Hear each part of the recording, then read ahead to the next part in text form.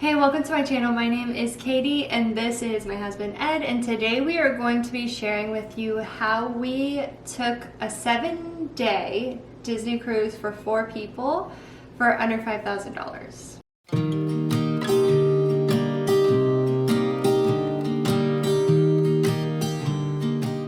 It probably seems impossible, but it's not. And we actually see other examples right now on the Disney website that you could consider to maybe even get a very similar priced cruise. We know that Disney cruises are going to be a lot of money. We've said in previous videos you can probably expect to pay between $5,000 and $8,000. But we were shocked when we went on the Disney Cruise Line website, go onto their special deals, and we saw this 7-night cruise out of Galveston starting at $3,500. Actually, it was $3,400 for the inside room. Yeah, our lowest standard was at least having a porthole. That's what we wanted. Right.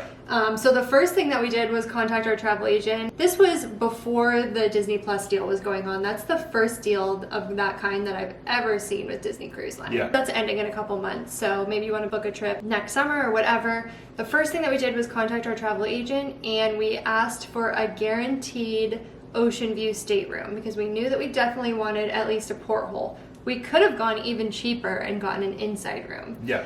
But really, making all those specific choices is what's going to raise your price. And we've always said on the Disney cruise ship, we just want to get on the ship. Yeah. Like, I don't care where my room is, what view I have, I just want to be on the ship. And so that was our standpoint when booking this room.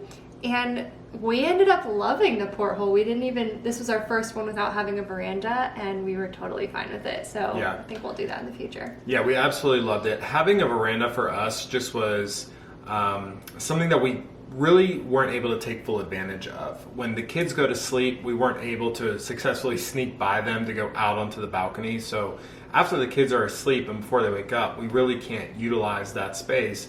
Then during the day, we're out doing activities. So we felt like getting just a porthole ocean view room is totally fine for us. So the guaranteed stateroom, though, is where you want to be. A guaranteed stateroom means you're gonna get an ocean view room, but you don't know what floor it's gonna be on. You don't know if it's gonna be in the middle, back, or front of the ship. For us, it doesn't really matter. So if you're like us, you just wanna get on the ship and you wanna do it for as cheap as possible, booking a guaranteed stateroom is definitely the way to go. And it means you're gonna get at least an ocean view or better for that price. So yeah, we locked in $3,500 for the guaranteed stateroom. Obviously that's the highest cost. That leaves us a very small window of only $1,500 to get in under $5,000. Right. And so one thing that we did try to do on this cruise was upgrade our room when we got to the port. Now, whenever we went to the desk after we checked in and we said, are there any upgrades available? Like, they already have everybody that's going to board the ship, and so maybe if they have some extra rooms, they'd be willing to take a couple $100 for us to get an upgraded room. That way we save on the price, they get a few extra $100, whatever. It did not work out that way because our cruise ship was full. The only room that they had available was like the concierge suite or something. It was on the concierge lounge. I think it was over $6,000. Yeah. Yeah, we were like, no. But yeah, that is definitely going to be something that we do on every upcoming cruise, just to see, like, if the cruise ship isn't full, we definitely will ask if they have a cheap upgrade. Yeah, and now one of the other reasons that this cruise was so cheap was it was in January. And so obviously you're going to pay a cheaper price in the winter months. Summer is their, it's off-peak season. So we recommend doing that. Yes, you might have to take your kids out of school. For us, we're like, that's gonna be worth it. And we just kind of manage those days that the kids have to be out of school. So we think it's an okay trade-off to give our kids one vacation in the middle of the school year. So we take our kids out of school, cruise in those off-peak times. We also went to an off-peak, I'm going to phrase it that way, cruise location. Non-standard, because the premier port is Port Canaveral out of Florida.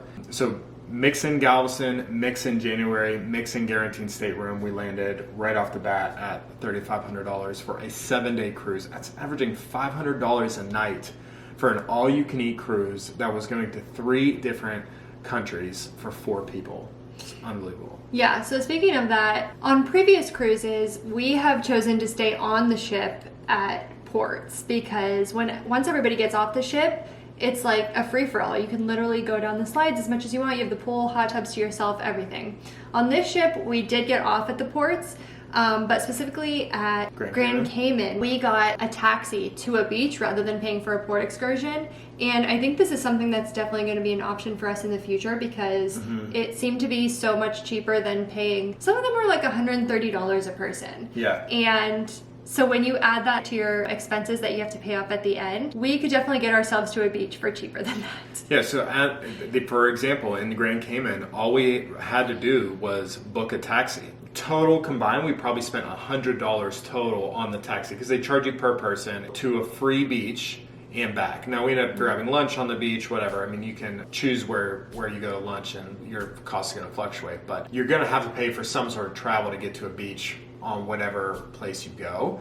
For us, $100 for 7 people to get to that beach, and we had a fantastic time, found a free beach, and that's how we spent that day on the excursion. So our main point there is be mindful of those excursions. Do you have to actually book a formal excursion through Disney to accomplish what you want to accomplish, or are there alternate ways to go about that?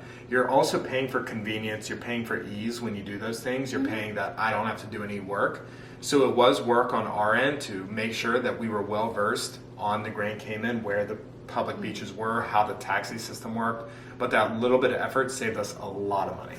Yeah, and I totally get that some people are going to want to pay for those excursions because of safety reasons, or they figure like, oh, I'm going on this cruise because I want to see Grand Cayman. But I also just want to remind you that you've already paid to be on the ship, and so in the past our mindset, and I would say still is, we would be happy with not getting off the ship because we paid to be on that ship and we still have access to that ship even when it's docked at a different port. And so we would be just as happy staying on the ship while the ship was docked at a beach or whatever, especially if you have the option of going to Castaway Cay one of your days or 2 of your days even. You have those free options to get off on the beach. So it's not absolutely necessary that you get off at every beach and pay for an excursion every time. If you want to keep the cost down, I would say definitely consider that. And even in Jamaica, they have that beautiful cruise port, and you can actually get off the boat for free, walk around this cruise port, go to different shops, go to other restaurants, and then just walk right back on the ship. And you don't spend any money on that cruise port if you don't want to, if you don't buy anything. But if you do, you're just spending whatever you decide to spend there. So at the Jamaica port, talking specifically there, yeah, you have an option there that you can get off and do some free, basically window shopping if you want. Maybe eat, but maybe you just go to window shop and then get back on the ship and eat the food that, again, you already paid for. So there are ways to take advantage of these excursion locations where they're not going to cost you what you might assume they're going to cost. And included in the cost of the Disney cruise is your juice, your coffee, and your soft drinks, which we absolutely love about the Disney cruise. But one way that you're able to save money, which I actually did myself this time, is bring your own special drinks onto the cruise ship. So you can bring your own coffee creamers. Like if you don't like their regular milk or half and half, like you can bring your special coffee creamer from home that you love on the ship. I did that this time. I just put it in a Ziploc bag. I showed it to them. They had no problem with it. Didn't ask me any questions, didn't test it, nothing. It just has to be sealed, I believe. Yeah, it wasn't open. You're also able to bring different amounts of like wine and beer onto the ship. So those are definitely options. You don't have to pay $11 for cocktails the whole time. Like there are options to bring your own. Yeah, that's less exciting. But again, from our perspective, if we had a budget, we have to stay under that budget. We just want to be on the ship. So we'll do whatever it takes to stay under that budget. But another option for saving money, if you do plan to make purchases on the ship, is to buy Disney gift cards before you get on the ship. Yeah, and there's some strategies around this. Just keep an eye out. One recommendation is to get on Facebook to a Disney Cruise Line group, because that group is so active and they'll post when they see different gift card specials happening at different places.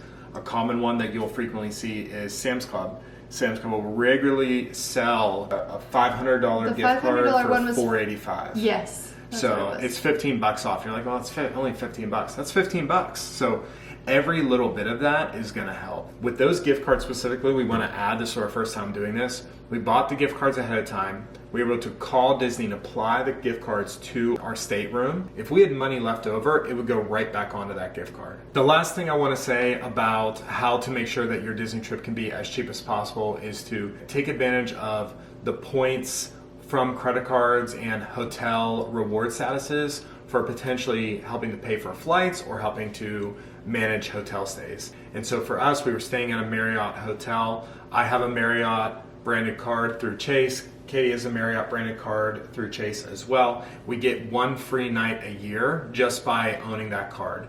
We also were able to book our flights on United, also through points. Follow my channel if you want to find out more information about credit cards and how to take advantage of credit cards and points. Utilizing that helps us take trips that otherwise we wouldn't be able to do if we didn't do that. So those are our tips for how to save money on a Disney cruise. If you want to follow Ed's channel, I will link it below. And his channel is really about how to save money on travel. It obviously saves a lot of money not having to pay for hotel rooms and flights when you're going on a Disney cruise.